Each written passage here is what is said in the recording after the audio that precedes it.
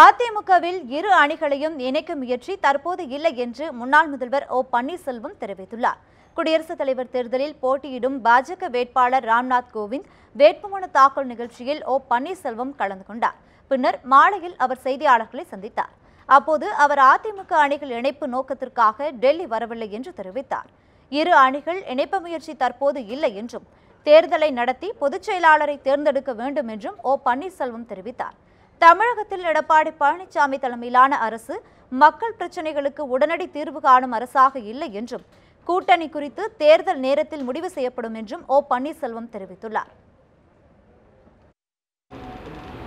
பத்திரிகை மற்றும் பல்வேறு நிலைகளில் பல்வேறு கேசியங்கள் நடைபெற்றுக் கொண்டிருக்கிறது. இணைப்பு பற்றி அது மாதிரியாக எந்த நோக்கத்துடன் நான் டெல்லிக்கு வரவில்லை.